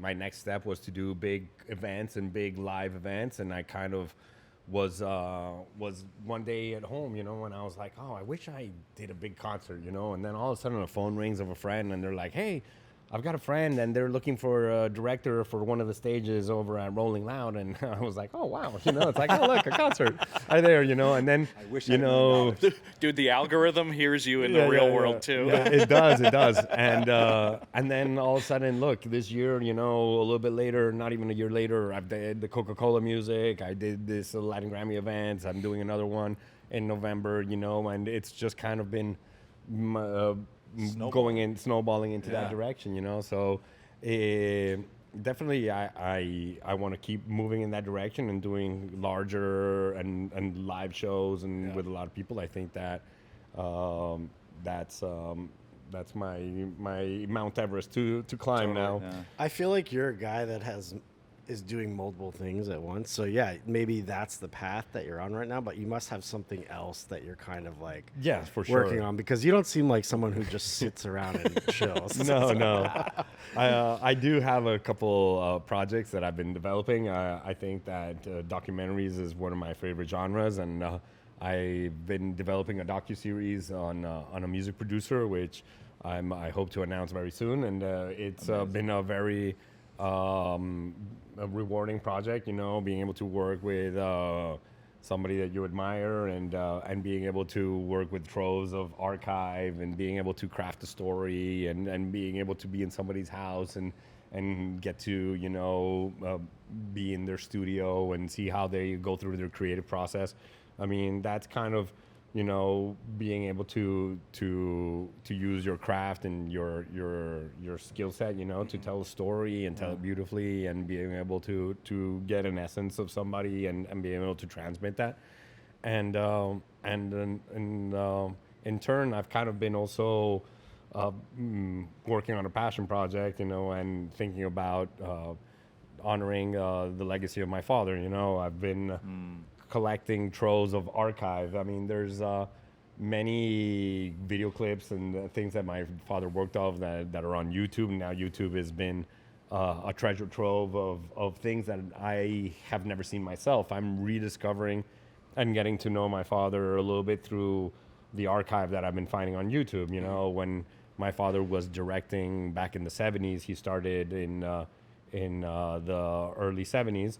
You know, I wasn't even born yet. And then when I was born in 77, his career in Spain was speaking. And then we moved to Italy and he started producing a lot of content in Italy. So I was just a little kid during that time. And now I've been going back and finding, you know, some of those things that he directed, which were pioneering, you know what I mean? He started using the first chroma key, masks, and keys, being able to put backgrounds and mask over dancers and do multiple takes and different effects. And then he would shoot the plate, was a background, and he would spin a polarizing filter over it, and that would create like computer graphics before there were computer graphics, and it was revolutionary at the time, and he was famous for it. He even shot, one of the first, I would call, video clips with the Jacksons back in New Year's Special in 1976. So yeah, That's wild, man. That's wild. And these are all for like Spanish markets. So yeah. So it was Spanish? Spanish television used to do a very big New Year's Special show. It was like a 2-3 hour show, taped, and some of the biggest celebrities would come and shoot. Tom Jones, the Jacksons, and Le Chic, and different performances. And one of the New Year's specials in 1976, my mother, who was one of the hosts, is interviewing the Jackson Fives, and Michael is just a little kid. He's like 10 or 11 years old, I would say, or 12 years old. I'd have to double check that. But he says, "Hi, my name is Michael," and he's just a little kid, and my father would shoot on these infinite white sets, like on a white cyc.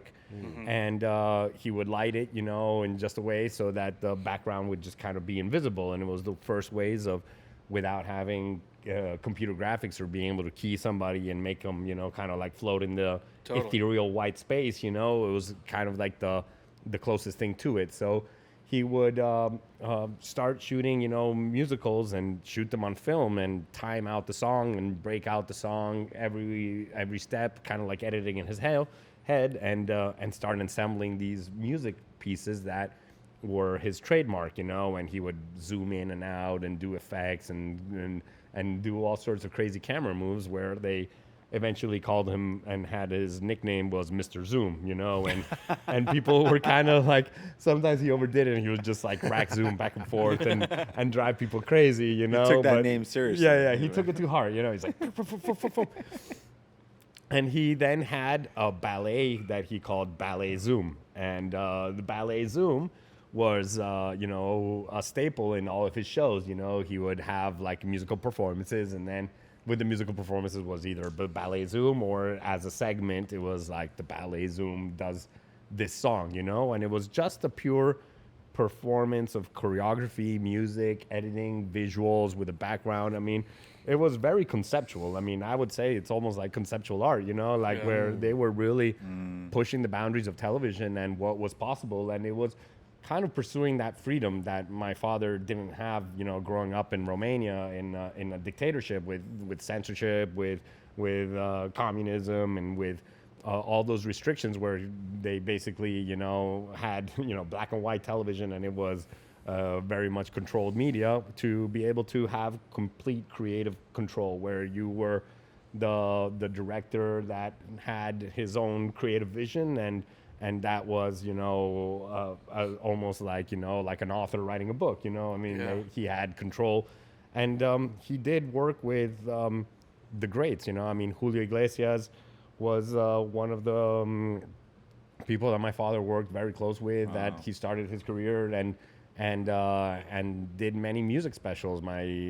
There's a music special in the World Fair of Osaka in Japan, where Julio Iglesias is singing. He's like 20 years old and he's singing around there. Jesus. Then my father and Julio Iglesias went and island hopped the islands of the South Pacific, Tahiti, Bora Bora, and Polynesia. Why not? With Julio Iglesias, singing on a raft and surrounded by beautiful Polynesian girls, and it was just like this amazing 1 hour music movie, like now that it's become like almost like, something trendy, that artists to shoot, their movies, and it's like 1 hour special movie and things like that. I mean, this was being done back in the 70s, before MTV was even born, stuff like that. So, I mean, I feel that this trend setting and all this archive that I've been finding, it's kind of brought me to like, hey, I should do a documentary about this. I mean, in part for my daughter, you know, who it's like I've been wanting her, you know, when she's 2 years old now, but you know, I'm kind of want her to get to know, you know, who her grandfather is and where she came from and her roots and you know, and what inspired me and how I am, why the way I am, and all this kind of like brought me into this, you know, full circle moment where. When I first started my career, I wanted to open up my own path. I didn't want to use my last name. I kind of hid behind, different personas, or I kind of went out of my way to prove myself and my own worth. And it actually, you know, brought me here to this country. You know, I left my commodities or my fame or my so-called, you know, notoriety or prestige or my last name in Spain and then Romania, and came to the United States and started, you know, a bigger challenge and working, you know, with different people and trying to make my own path. And I think that now that I've come, you know, to this point in my career, you know, 25 plus years later, that I'm kind of looking back, you know, and trying to, you know, honor, you know, the history of television and what I believe, you know, as a TV director and somebody that's done live music performances or music performances for television, you know, going back and seeing sometimes these, you know, performances of my father with the Jacksons, you know, or with Tom Jones or with the Chic or with, you know, some of these things. I mean, they blow my mind, you know, and I'm like, shit, you know, I gotta get there, you know, sometimes, you know. It's kind of like you don't really truthfully appreciate it, but now that you've done that, you know how hard that was. And it's got to be so interesting looking at it now. And you appreciate the dedication and the time it takes, you know. I mean, sometimes, you know, when you're growing up, you see the other end of it, you know. I mean, our careers are not easy and they're not 9-to-5 jobs, you know. A lot of people can have that, you know, routine and we sometimes, you know, spend times, you know, where we're on set till 12, 1, 2, 3 o'clock in the morning, and then we're back up, you know, at 8 o'clock in the morning, we're back there on set, you know, and you spend more time with the production than you spend at home with your family sometimes. So it is a balancing act, you know. I mean, it's a love of your profession and a love of family and a love of, you know, of being able to have a balanced life. But, you know, looking back on the sacrifices that, you know, my father had to make, you know, to be able to achieve, you know, what he achieved, you know, I feel like I need to pay a little tribute to that, you know, and pay homage to that. So for whether it's for myself or my daughter or for future generations, I think that I'm using my skill set now as an editor, or as a producer, or as a director, and trying to bring that all in. Is he still around? No, he passed away in 2009. So he was kind of the reason that I left Spain. I got a call from Romania where he had been working with, and I started, you know, pursuing his steps and chasing his footprints. And what I found myself was being very much in the same situation that he had been, because he did things a little bit in the inverse than I did. He went from Romania to Spain, not knowing the language, being 30 years old. He was already a little bit of a celebrity. I mean, like a up-and-coming director in Romania. When in his 30s, he'd won a couple awards for some of his films. And so he had an offer at one of the film TV festivals that he attended to go to Spain to do a 2-program special. He had a 2-program contract. Okay. So he went to Spain and did a show called El Real Madrid, about Real Madrid, and another one called La Última Moda. And so those 2 shows took him to Spain, and he had a job, had a contract, didn't know the language, didn't know the culture, was by himself, didn't know anybody, and it was definitely, you're trying to prove yourself, but you're completely adjusting to a new culture, you know. And when my father passed away, I got this opportunity to go to Romania, and the same thing happened to me. All of a sudden, I found myself, you know, where I had been a successful director in Spain. I had done a couple shows where I gotten some notoriety doing the X Factor, Got Talent, The Apprentice, and I find myself in Romania. I've got a lot of stuff, a lot to prove, you know, and And at the same time, I'm there. I don't know the language. I don't know anybody. I'm there alone. I'm trying to get adjusted to a new culture, and everybody's kind of, looking at you, wondering why you're there, and waiting for you to fail. I mean, you're kind of there walking a tightrope. And so for the first time, I was like, oh my God, this is how my dad must have felt, and I never felt so close, I mean, it was like a little bit of a bonding moment that I had. Totally. Posthumous, and so sometimes when you walk in somebody's shoes, better said, you get to understand them better, so it's been a way of honoring my father, bonding with my father, getting to know him, and doing these things. So it's a little bit of a personal experience and a personal journey, as well as professional journey. That's awesome. Do you think you're gonna incorporate some of, because you said your dad was known as Mr. Zoom, Yeah. and he has these like shots, like I go a could little you, crazy. like kind of incorporate that That's into what like some of the productions. that I'd he's- love to he's see Mr. you like Swipe. recreate one of his music specials or something like that. Yeah. That would be Or, Yeah, like just yeah. like kind of like when you're doing this documentary, you're gonna be like kind of studying that footage. Like there's gonna be like influence that comes to you, and then you'll be able to kind of like add that to like maybe a Latin Grammy performance. It's kind of awesome. That's like a full circle moment. Yeah. The full circle moment will be in the Latin Grammys this November in Vegas, because I mentioned, that we did the Person of the Year award. So first year I did Laura Pausini, 2023. 2024 was Carlos Vives. Again, amazing performer, great friend. I had him as a coach on The Voice. So I had Luis Fonsi and Carlos Vives work, both coaches on The Voice, and I had them on the Latin Grammys, so it's like this little family that you kind of keep on bumping into each other. But this year's 2025 Person of the Year award goes to Rafael, which is a classic singer from Spain. My father actually directed him on several occasions. Nice. So I'm going to get to direct and honor somebody that my That's father really worked cool. with, 30, 40 years ago, so... Maybe pull some clips of what your dad Yeah, directed. and throw there it in. might Yeah. be, I might, be seeing... That's awesome. Yeah, so Is there I'll choke anybody- up a little bit there, for sure. That's amazing. Is there any artist that you've worked for that you felt like you had that moment with, like the pinnacle peak of working with this artist, or any upcoming artist you want to work with in the future? Well, I mean, there's been artists that I've worked with, that have been definitely, some people that I've been admiring for a long time, and I think Andrea Bocelli, was definitely, one of those ones that I didn't expect, that I've been listening to for a long time, and you're opera and you're doing all these genres, and then you're like, oh my God, I'm there directing with a maestro.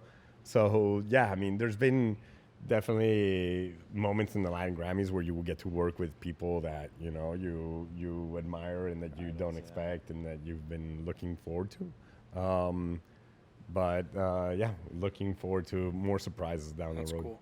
When I mean, you've jumped countries a few times, it seems like. So what's like the biggest shock when you have like that culture shift? Like, is there anything that's like surprisingly different about production from one country to another?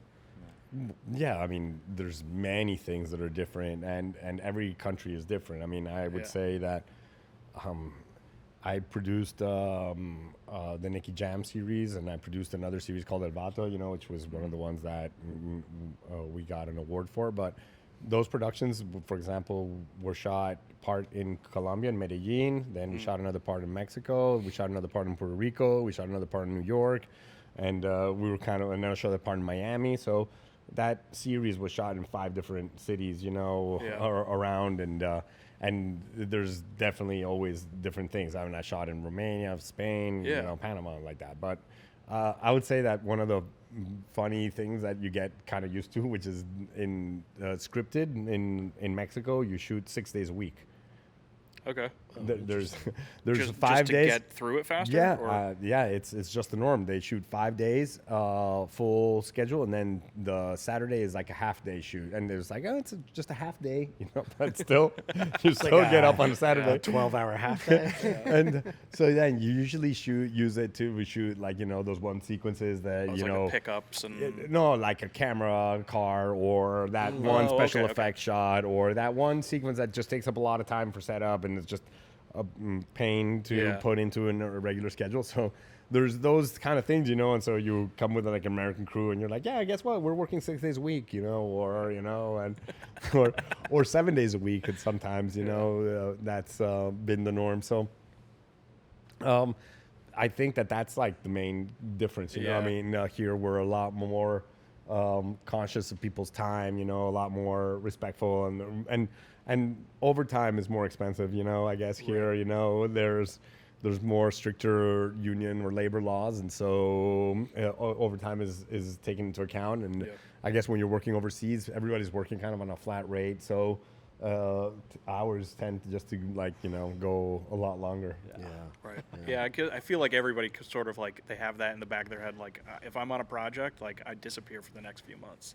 So it's like But yeah, a lot of the projects that I've been doing. I mean, when I did the show La Academia, I was their showrunner, and I was in Mexico for 6 months.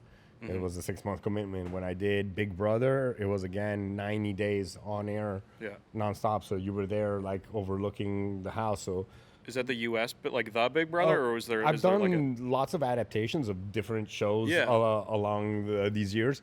A lot of the franchises, are very popular around the world, and I think I started, as I mentioned, doing the X Factor. Then I did the X Factor in Romania because I had done it in Spain.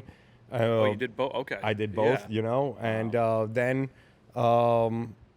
I came to the United States. I did The Voice, and I did the different versions of The Voice. I also went and I was a consultant on The Voice in the Dominican Republic, and there was different like that. But I did work as vice president of production in Endemol, and Endemol is one of these big production companies that has a lot of the formats. And we produced MasterChef for the Latin markets. We produced Big Brother for the Latin markets. We did Big Brother Mexico. We did Big Brother US, Latino. We did the MasterChef Mexico version, and MasterChef awesome. Latino. We did the Voice, as we said, is also an adaptation of the English market version. So usually these shows come with a show bible and a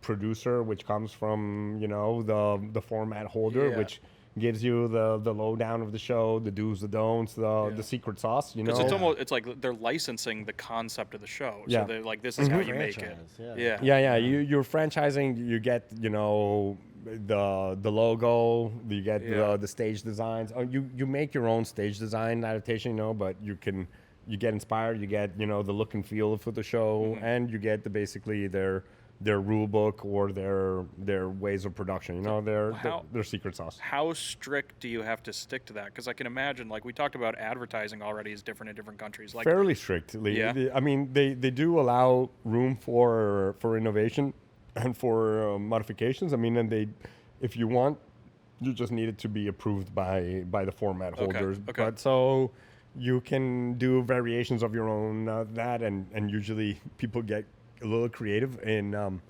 Mexico, for example, when I did Big Brother, the network, they liked to make the diary rooms or the confessionary room, what we called it, a little bit more spicy, and they had these machines that you would connect the contestant and they could electrocute each other, and so they would yes, they would have it rigged so that it would give electroshocks to each people, and it was literally like one of these like psychology, tests. Like they wanted to put a meter where it would be like, do not go over this, like you could die, and it would just be like a red knob, and tell people like, bring it up, and see how far they would move it, like for reality television, see if somebody would electrocute somebody else, and it was, and it was How often do they do it? Well, in Mexico, there's something that they call there's toques, which is like the people go around the street with a couple of electric rods, and they'll bring up the little electric current, and it gives a little shock, and that's something that people get a kick out of. I don't know why. It's a cultural thing. So You can't get. So there's people go around, and it's like, hey, do you want to get electrocuted? And it's like toques. Oh, they like sell it? Yeah. People do it like that. What the fuck? All right. I'm doing this in California.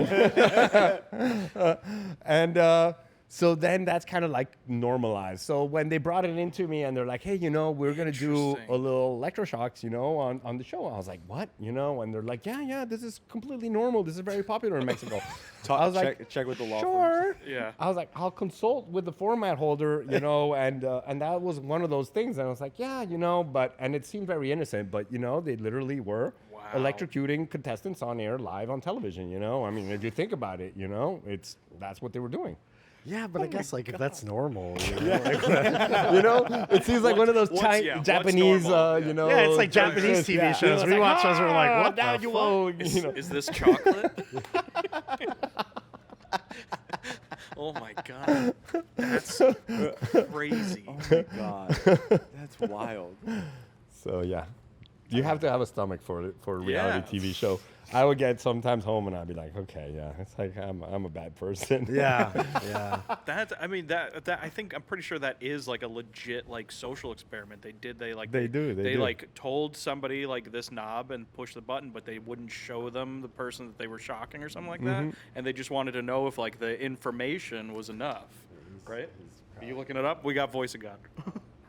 Actually, they could see through Okay. a window of them being shocked, but they were actors, so they weren't actually being shocked. Yeah. Oh. And in that experiment, if the person giving the instructions wore a robe or looked like they had authority, it was like an 80% success rate in them pushing it beyond the thing. If they didn't wear like a robe, so if somebody looks like they're a doctor and it has an authority, the person is 10 times more inclined to push the knob because it's not their decision. There's somebody in charge that is telling them Right. to do so. So Wow. that was kind of done to justify like what had happened in concentration camps and what pushes somebody to do those kinds of atrocities. And basically was that if somebody is in charge and somebody's following orders, they'll just basically blindly do whatever.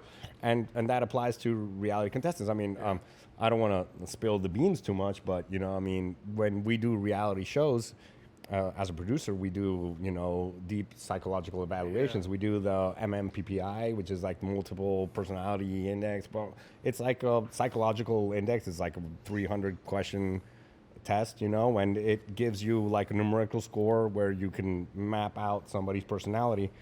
And basically, what you do is you get different people that don't match and throw them in the jar. Yeah. Obviously, if you want to do like a Mars colony or something like that, you do personality tests and you would find people that blend and you would find an alpha and a beta and they would coexist. But if you get two alpha males and you throw them in a containment, they'll compete to be the alpha, I mean, it's human psychology. So these shows, the reality shows, are very thought out, in terms of psychology, where you will get, the alpha, the beta, the helper, the different archetypes and pit them like that. And then, of course, find people that will clash and not get along, and do that. I mean, That's its own documentary or Yeah. reality show. It's like you film the producers telling the people to do these things, and you see how far the So producers basically, went. yeah, as a reality camera director, put it that way, you have to place cameras in every place, and you know that they're going to find the weak spots where you can't film them to then come up and talk shit, that they want to talk off camera. So you have to put like cameras in the pantry or like under here, like in the closet, because that if they find that they can talk in the closet, with them, they're gonna go in there, So you're basically like thinking ahead and like and building this labyrinth, for this. Interesting. Is there a percentage of this that's scripted and versus not scripted? Because I know you can't really script what they're going to say, No, but do you like? you script the situations where you know that it's like, oh well, if I throw gasoline and then I give this guy a match, it's like, guess what's gonna happen, It's like it's gonna go on fire. If these two alphas love this girl, and Yeah. I stick these two alphas in a situation where they're basically a all cage drinking. match. Yeah. Like, I know what's or gonna happen. or you say you got this challenge and you're not going to be able to sleep. You guys have to keep on doing this activity or whatever. Right. You're going to quilt or you got to build this Lego piece, and whatever it is just an excuse to keep you doing an activity nonstop, and not sleep and then be stressed out because you've got a deadline and you're not going to make it because some challenges are designed to fail, because you make them go through the ups and the lows and the downs and that stuff like that, so that when they fail, they have a fight, they get all pissed off, they start having, you know, ruptures within their self, and then you make them succeed, and then that succeeding brings them together, and they have this bonding experience, and so you're basically taking them up. They think that they're in control of their destiny, Right. and you're basically, you know, you gave them a manipulating. puzzle And that then is I missing get a to sit piece. on the couch I mean, no, like everything this. is solvable, but you're giving them almost like, you know, you've got to, you know, do It's this. like Wizard of Oz shit, dude. You're like behind the curtain. Behind the like- curtain. Yeah. I Mad mean, scientist. Was there ever any like, you know, like one of those designed to fail situations where they succeeded and you were like, fuck? yeah, I mean, there's always that thing. Yeah. There's always a chance, you know, that they get it on the first try, and it's like, boom, you know, and you're like, wow, you know. But Damn it.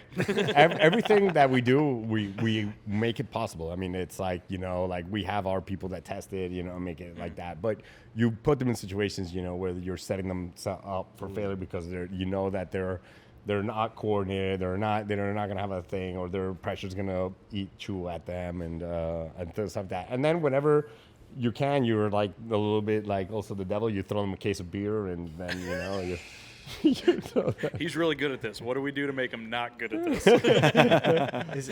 No, yeah, like in Big Brother, you know, you want them to like always like have like parties and like now Yeah. Temptation Island and stuff like that, you know. Right. And it's like, you know, you give kids booze, you know, and then there's like Their hot guard girls and hot drops. guys and their Yeah. hormones. It's like, yeah, you know, nature will do the rest. Yeah.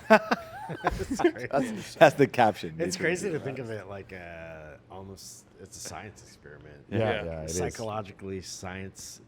You are the guys in the lab coats. Yeah. They're in your maze. 100%.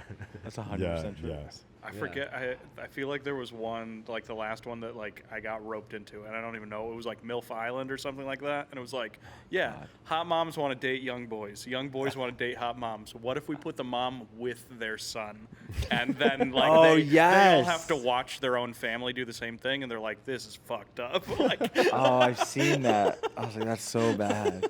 I can't believe people did that. There was this one clip that made it famous. I mean, there was like Temptation Island in Spain, I think, and they were on this island, and they had couples, and they were separated, and the girlfriends were with like guys that were trying to seduce them, and the boys were like with girls were trying to seduce them, Yeah. and they were like watching it, and there was this one guy that was watching this girl.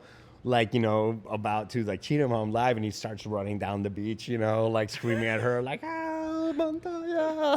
And it was with a steady cam shot. I mean, it was so epic that, you know, it made it on The View. At Like, sunset. everybody, you know, was like watching that. I mean, and it was those reality moments that it was really like the guy's life is falling apart. He's watching his girlfriend Right. cheating on him and like that. And it was all set up. I mean, it was beautifully set up, beautifully executed. The technical work, I mean, my chapeau to the tech crew there, because their wireless link of the Steadicam never went down once. You know, they had the whole tracking shot from one house down the beach in the middle of the night. You know, the guy was lit. He had the shot, they had the audio, and they went there, and they were, That's and fucking when you get to hilarious, that yeah. point where you could set it up, have like, boom, let the pieces go, and it just goes. You he's might on be sand. you're He's the on only sand. you're the only person that will ever watch a reality show from a technical standpoint. The guy's crying for his girl. And you're like, look at that, Yeah. beautiful. He's on sand. That It's fucking backlight is incredible. dope. That Steadicam operator barefoot? How is he running Yeah. on the sand? I love like to see a BTS of that where it's like the Right. guy's losing his life, the Steadicam just fucking. You know the Steadicam Oh, operator God. took that clip and put They're it all on high his resume. fiving each other in the background. They're like, yes. Hell yeah, Like, that's on the hilarious. next job. I did that shot. Like, Yeah, that's me. That, mean, that's you know, 100% a real. hire That's me. part of Yeah, his real. That is a real. Yeah. If it went around 100%. Spain, yeah, absolutely. 100%. That's Oh, yeah. fucking hilarious. You know that they have like little GoPros, or now like they put little Insta 360s on their rig. You know, Yeah. so Right, you're right. seeing the Steadicam guy, and you're like, what's that? And he's like, he's got his Insta 360. You're like, oh, for my reel. You know, you're like, okay. That's like when you watch like the Olympic qualifiers and like the Steadicam guy like keeps up with them for the first half of the race. You're like, oh fuck, is he gonna do it? Like, yeah. Well, Sergio, it's been awesome having you here. I thank feel you. like I've learned so much, and I'm excited to see what you do in your career, and I'm really excited to see this documentary you're going to come out with. Oh, thank you so much. Check out his Instagram and his website, probably somewhere in this world down here. Big shout out to Unique for hosting us here. It's been great being in the Miami market, and check us out on the next one. Peace, guys. Peace. Cheers.